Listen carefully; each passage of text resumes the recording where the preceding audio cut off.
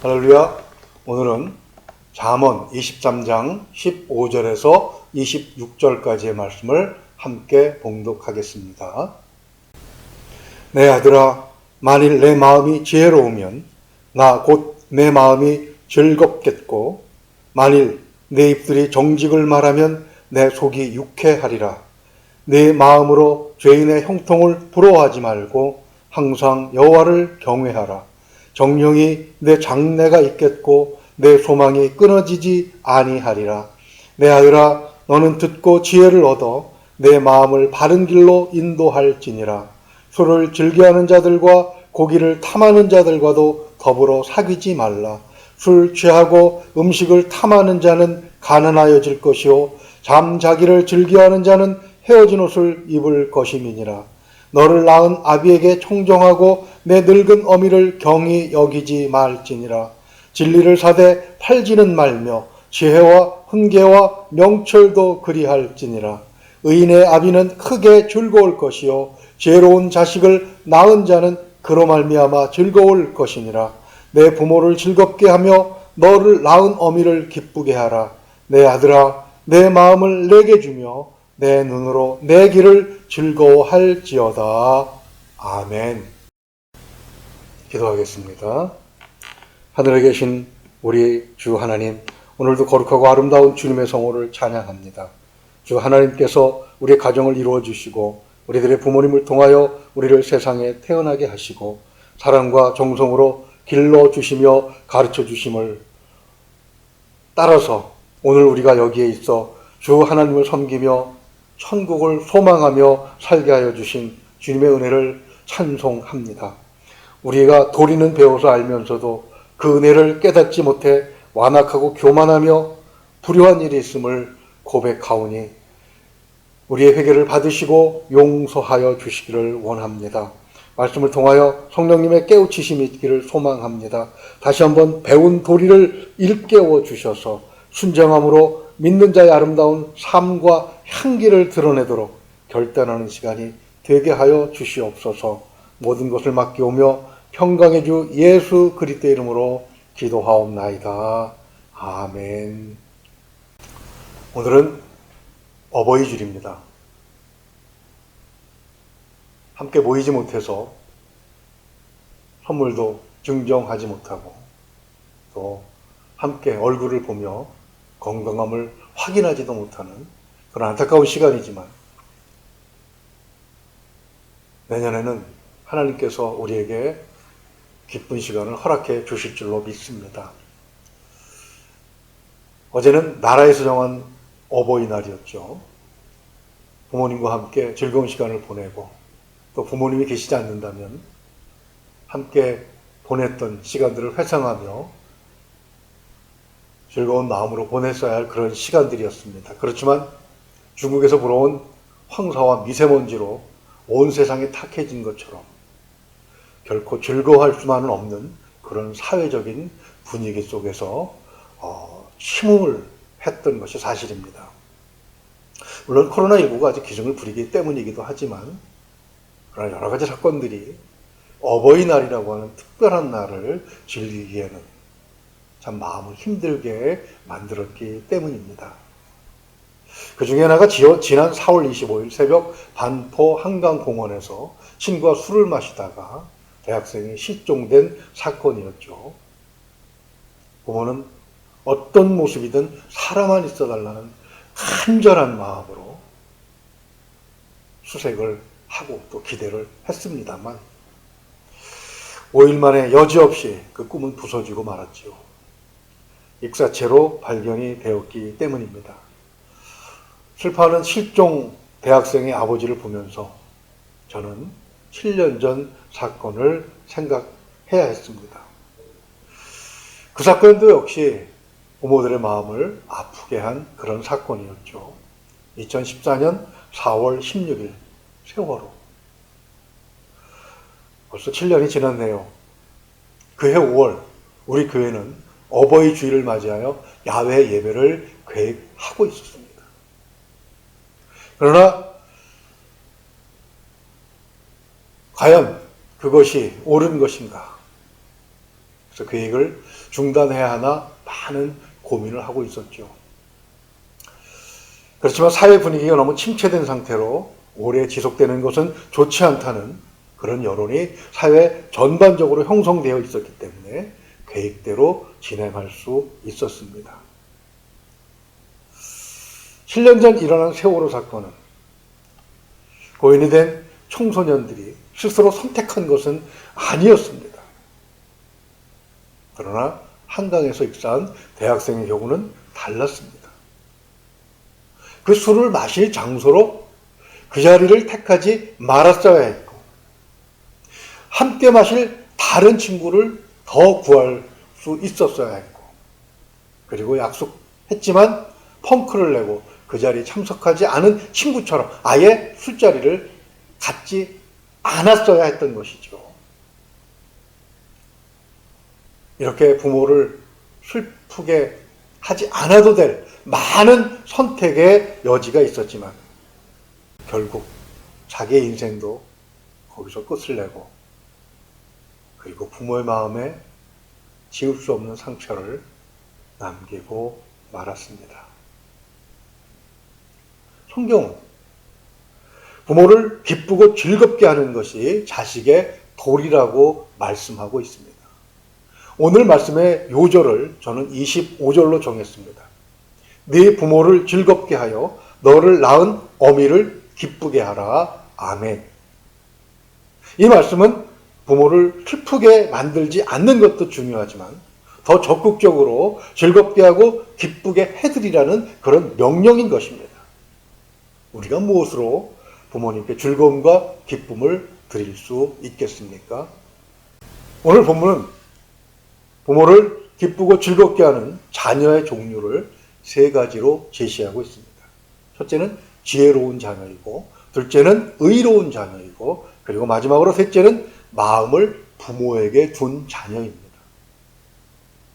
자, 지혜로운 자녀란 어떤 자녀이겠습니까? 자식의 마음이 지혜로우면 부모의 마음이 즐겁다고 15절에서 말씀하고 있습니다. 17장 25절에서는 그 반대의 경우를 또 이렇게 말씀하고 있네요. 미련한 아들은 그 아비의 근심이 되고 그 어미의 고통이 되느니라. 이렇게 살고 싶은 자녀는 아무도 없겠지요. 자, 그렇다면 지혜는 구체적으로 어떤 것을 말하는 것이겠습니까? 특히 부모님이 기뻐할, 그리고 즐거워할 지혜는 잠언 2장 6절을 보면 이렇게 소개하고 있습니다.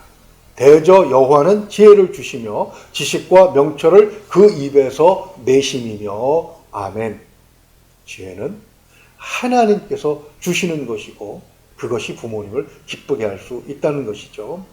그러므로 지혜를 얻기 위해서는 여호와 하나님을 경외하는 것이 지혜롭게 되는 첫 번째 걸음인 것입니다. 하나님께서는 자기를 경외하는 자에게 왜 지혜를 주시는 것이겠습니까? 자, 무엇에 쓰라고, 즉 어떤 용도에 쓰라고 이 지혜를 주시는 것이겠습니까? 또 그것이 왜 부모를 기쁘게 하는 것이겠습니까? 오늘 보면 16절을 보면 지혜는 첫째로 입술을 정직하게 사용하는 것을 말합니다. 미련한 자는 당장의 이익을 위해서 거짓을 말하는데 그것은 오래가지 못하지요. 그것을 설명하는 대표적인 구절 한 구절만 찾아보겠습니다. 잠언 20장 17절입니다. 속이고 취한 음식물은 사람에게 맛이 좋은 듯하나 후에는 그의 입에 모래가 가득하게 되리라. 아멘. 그러나 지혜는 당장의 손해를 보는 것 같지만 11장 1절을 보면 하나님께서 기뻐하시는 일이라고 말씀합니다. 그러므로 본문 17절 말씀처럼 악인의 형통을 부러워하지 말고 여호와를 경외하라고 권면하고 있는 것입니다. 잠깐 잘 되다가 끝나는 것이 아니라 영원히 잘 되는 자녀를 볼 때 부모의 입장에서 그것이 즐겁고 기쁜 것은 당연한 것 아니겠습니까? 둘째로 지혜는 노하기를 더디게 합니다.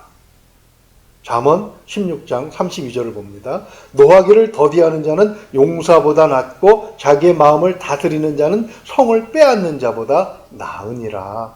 아멘. 마음에 들지 않는 일을 보고 즉시 분풀이를 하게 되면 어떻습니까? 마음이 시원하던가요? 당장에는 시원할지 모릅니다. 그러나 우리는 그 시원함이 그리 오래 가지 않는다는 것을 경험으로 너무나도 잘 알고 있습니다. 오히려 아이고 내가 왜 그때 그렇게 했을까? 좀 참을 걸. 그렇게 후회만 남게 하는 것이 바로 분노이죠. 하나님은 노하기를 더디하시는 성품을 가지고 계십니다. 시편 145편 8절에서 말씀하고 있죠. 지혜는 하나님께로부터 오는 것이기 때문에 하나님의 성품이 묻어있는 것입니다. 자기의 좋은 성품을 닮은 자녀를 보면서 기뻐하지 않는 부모가 어디 있겠습니까? 하나님도 마찬가지십니다. 셋째로 지혜는 재앙을 보면 숨어 피하게 합니다. 22장 3절을 봅니다. 슬기로운 자는 재앙을 보면 숨어 피하여도 어리석은 자는 나가다가 해를 받느니라. 아멘. 어리석은 자는 재앙인 줄 모르고 지나가다가 얼핏 본 것을 그냥 덥석 물어버립니다.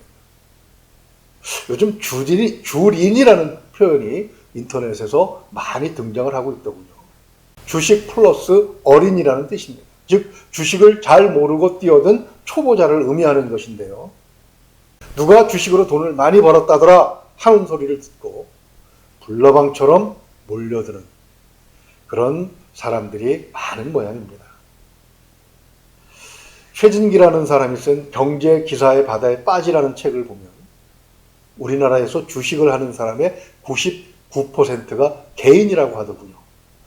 물론 이 책이 2011년에 나왔기 때문에 좀 낡은 통계이기는 하지만 지금이라도 크게 다르겠습니까?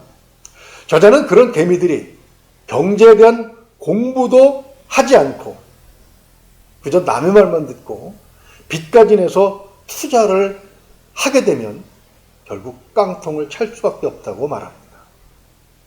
기관 투자가들과의 게임의 승패는 시작도 하기 전에 이미 결정 난다는 것이죠. 그러나 지혜는 이런 위기를 간파하게 합니다. 한 걸음 더 나아가서 위기를 기회로 삼기도 하게 하는 것이죠. 새벽기도에 참석하시는 권사님들께서 올리시는 기도 제목을 보면 빠짐없이 등장하는 항목이 있습니다. 바로 자녀들이 위험에 빠지지 않게 보호해 주십사 하는 것입니다. 위험에 빠져서 허우적거리는 자녀를 보는 부모의 심정이 얼마나 고통스럽겠습니까? 오늘 본문은 지혜의 구체적인 용도를 세 가지로 정리하고 있습니다. 첫째는 입술의 사용입니다. 정직을 말하라는 것이죠. 둘째는 마음을 다스리게 하는 것입니다. 분노를 참게 만듭니다. 셋째는 판단을 잘하게 합니다. 위험을 피해가게 한다는 것이죠. 부모를 기쁘게 하는 자녀의 두 번째 유형은 의로운 자녀입니다. 우리 본문 24절 함께 읽어볼까요? 의인의 아비는 크게 즐거울 것이요 지혜로운 자식을 낳은 자는 그로 말미암아 즐거울 것이니라. 아멘. 어떤 사람이 의인입니까? 악인의 반대편에 서 있는 사람입니다. 시편 1편은 그런 사람을 복 있는 사람이라고 평가하고 있습니다. 시편 1편 1절만 읽어볼까요? 복 있는 사람은 악인의 꾀를 따르지 아니하며 죄인들의 길에 서지 아니하며 오만한 자들의 자리에 앉지 아니하고. 아멘. 사도 바울은 로마서 3장 10절에서 의인은 없나니 하나도 없으며라고 말씀합니다. 그렇지만 의인이 되는 길이 있다고 로마서 1장 17절에서 말씀하고 있죠. 복음에는 하나님의 의가 나타나서 믿음으로 믿음에 이르게 하나니 기록된 바 오직 의인은 믿음으로 말미암아 살리라 함과 같으니라. 아멘. 구약에서는 힘들었지만 신약 시대에는 예수 그리스도를 믿음으로 의인이 되는 길이 열렸다는 것입니다. 즉 우리가 바로 의롭게 된 자들이고 우리가 부모님을 기쁘게 할 수 있는 두 번째 유형의 사람들인 것이죠. 세 번째 유형은 마음을 부모에게 두는 자들이라고 말씀하고 있습니다. 26절을 보겠습니다. 내 아들아 내 마음을 내게 주며 내 눈으로 내 길을 즐거워할지어다. 아멘. 구약 성경에서 부모는 자녀에게 하나님의 진리를 가르쳐주는 스승이며 통로의 역할을 가지고 있었습니다. 구약성경 대부분이 구전, 즉 말로 자녀에게 전해졌고 그 과정에서 부모는 자녀에게 하나님을 섬기는 그 신앙의 삶을 보여주는 시청각 자료가 되어야 했습니다. 만약에 자녀가 이 길을 따르지 않는다면 그러면 그 자녀는 어디로 가는 것이겠습니까? 27절을 한번 볼까요? 대저 음녀는 깊은 구덩이요 이방 여인은 좁은 함정이라. 첫째는 타락한 여인을 찾는다고 말씀하고 있습니다. 오늘 유년주일학교 설교가 바로 삼손에 관한 것입니다. 그는 신실한 부모의 가르침을 따르지 않고 육신의 쾌락을 쫓아서 블레셋의 미녀 들릴라와 결혼을 하게 되죠. 그는 그 결혼으로 인해서 파탄에 이르게 됩니다. 두 번째로 찾는 것은 술입니다. 우리가 읽지는 않았지만 여러분이 성경을 폈다면 한번 29절에서 35절까지를 목축해 보시기 바랍니다. 술에 대한 묘사입니다. 더 정확하게 얘기하면 술을 마신 사람에 대한 묘사죠. 32절만 볼까요? 그것이 마침내 뱀같이 물 것이요 독사같이 쏠 것이며. 그래서 어떻게 됩니까? 33절을 보면 괴이한 것을 보게 하고 자기도 모르는 이상한 말을 하게 된다는 것이죠. 네, 어제 코로나 확진자가 701명이었습니다. 교회에서 동영상 촬영을 준비하다가 저녁 늦게 화장실을 갔더니 젊은이 서너 명이 왁자지껄하게 떠들고 있는 것입니다. 아니나 다를까 술 냄새가 아주 진동을 하더군요. 물론 마스크는 한 사람도 쓰지 않았습니다. 오늘이 어버이날인데 저들은 왜 저럴까 싶은 생각이 들었습니다. 자신들이야 젊으니까 코로나19에 걸려도 무증상, 증상이 나타나지 않아서 괜찮겠지만 혹여 저러다가 확진이라도 되면, 그래서 가족에게 전하기라도 하면 가족 중에 연로하신 분들이 치명적인 해를 입을 텐데 왜 그런 생각을 못할까? 안타까운 마음이 들었습니다. 조금만 더 참으면 안 되나? 하는 아쉬운 마음도 있었습니다. 몸도 제대로 가누지 못하는 그들을 볼 때 한강에서 음주를 하고 부모의 마음을 칼로 찢어놓은 그 대학생이 연상이 되더군요.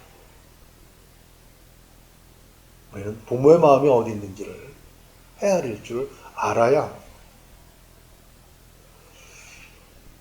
우리는 믿는 자들로서 한 가지 더 생각해야 하는 것이 있습니다.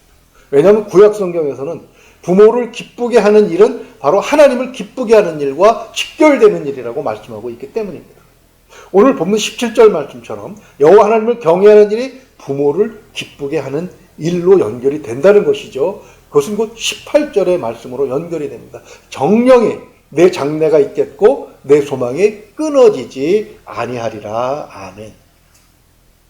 사도 바울은 로마서 14장 18절에서 이렇게 그 원인을 설명합니다. 이로써 그리스도를 섬기는 자는 하나님을 기쁘시게 하며 사람에게도 칭찬을 받느니라.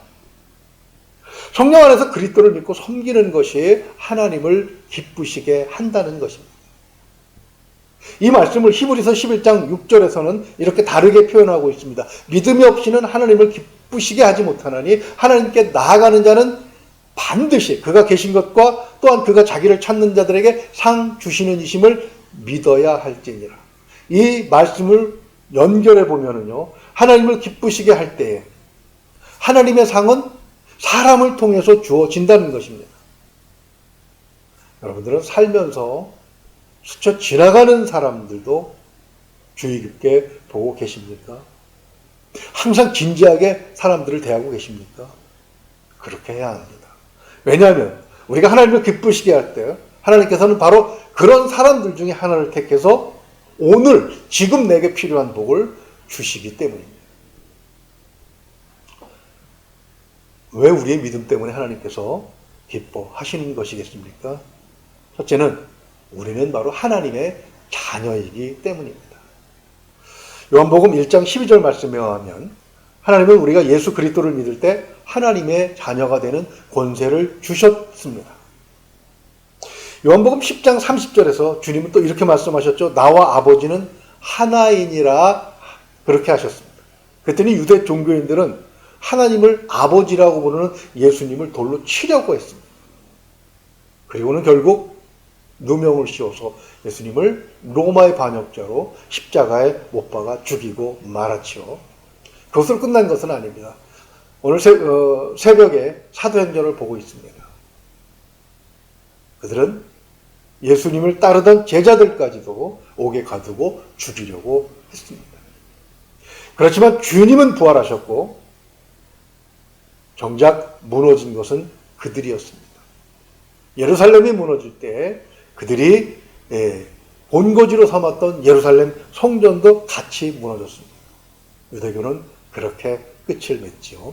반면에 그리스도 교회는 전 세계로 널리 퍼져서 땅끝을 향해서 지금도 끊임없이 나아가고 있습니다. 코로나19로 인해 교회와 성도들이 어려움을 겪고 있습니다. 그렇지만 궁극적인 승리는 교회와 성도들에게 있을 것입니다. 왜죠?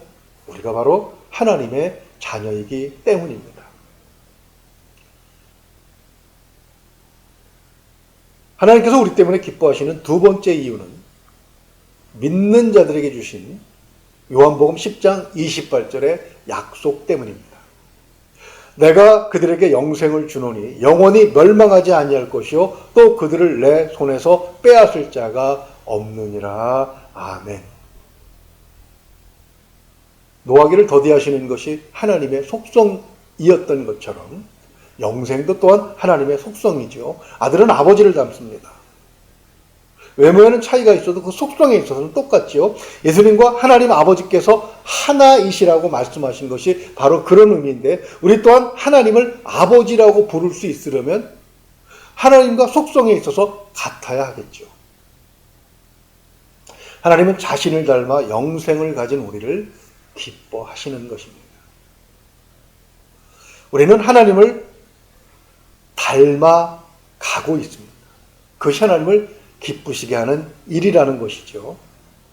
하나님의 속성 중에는 지혜가 있습니다. 지혜로운 자가 부모를 기쁘게 합니다. 우리는 하나님의 자녀로 그 속성을 이어받았습니다. 시편 111편 10절을 읽어드릴게요. 여호와를 경외함이 지혜의 근본이라. 그의 계명을 지키는 자는 다 훌륭한 지각을 가진 자이니 여호와를 찬양함이 영원히 계속되리로다. 아멘. 공평과 정의는 하나님의 속성입니다. 의로운 자가 부모를 기쁘게 한다고 했습니다. 의로운 자가 누구입니까? 예수 그리스도를 구세주로 믿는 자가 바로 의로운 자라고 했습니다. 바로 우리가 의롭다고 칭함을 받았을 뿐만 아니라 성령께서 함께 하심으로 하나님의 속성을 닮아가는 그런 자들인 것이죠. 그 마음을 부모에게 두는 자가 부모님을 기쁘게 한다고 했습니다. 하나님의 영으로 인해 우리는 믿음을 갖게 되었고 하나님의 자녀가 되는 권세를 받았습니다. 하나님의 영. 성령의 말씀에 순종할 때 성령께서 기쁨으로 우리의 마음과 생각을 주관하시는 것입니다. 오늘 요절 잠언 23장 25절을 다시 한번 읽어볼까요? 내 부모를 즐겁게 하며 너를 낳은 어미를 기쁘게 하라. 아멘. 우리에게는 육신의 부모님이 계시지만 예수 그리스도로 말미암아 우리를 자녀 삼으셔서 우리의 아버지가 되어주신 하나님도 계십니다. 영과 육의 부모 모두에게 즐거움과 기쁨을 드리는 자녀로 사는 것, 그것이 바로 믿는 자에게 부여된 도리인 것이죠. 영육간에 이 도리를 다 해야 한다고 해서 방법이 복잡하고 어려운 것은 아닙니다. 단 한 문장으로 정리할 수 있습니다. 성령 안에서 그리스도를 구세주로 믿으며 하나님의 말씀에 순종하며 사는 것, 그것이 도리인 것입니다. 이것으로 영육간에 자녀된 도리를 다 하시기 바랍니다. 하나님께서 계명을 통하여 약속하신 것을 기쁨으로 즐거운 마음으로 우리들에게 부어 주실 것입니다. 하나님과 부모님을 즐겁고 기쁘게 하여 이 복을 마음껏 누리시기를 주님의 이름으로 축원을 드립니다. 기도하겠습니다. 거룩하신 하나님, 말씀을 통해서 가정을 향하신 하나님의 뜻을 다시 한번 되새기게 하시니 감사합니다. 모르는 것이 아니라 알면서도 행하지 못한 것이 있었음을 고백합니다. 하나님의 자비하심에 의지하여 회개하오니 다시 한번 용서하여 주시옵소서. 거룩하신 우리 주 아버지 하나님, 진정한 도리는 부모님을 즐겁고 기쁘게 하는 자녀가 되는 것임을 상기시켜 주셔서 감사합니다. 하나님께서 주신 지혜로 믿음을 통해서 얻은 의롭다 하심을 의지하며 성령의 인도하심에 순종하는 자녀로 살기를 소망합니다. 우리의 믿음을 기뻐하시는 하나님 아버지, 주님의 은혜 아래 부모님의 사랑과 부부 화목, 형제 우애가 넘치게 하옵시고 우리 가정들이 즐거운 찬송과 감사의 기도와 사랑의 웃음이 넘치는 천국의 모형이 되게 하여 주시옵소서. 코로나19 바이러스가 여전히 기승을 부리는 가운데 세상 많은 사람들의 심신이 지쳐 있습니다. 하나님께서 함께 하시는 가정의 평화로 이겨내는 우리가 되게 하여 주시옵소서. 그리고 이번 한 주도 승리하는 한 주가 되게 하여 주실 줄로 믿습니다. 우리를 위해서 십자가에 피 흘려 돌아가신 사랑하는 우리 주 예수 그리스도의 이름을 의지하여 기도하옵나이다. 아멘.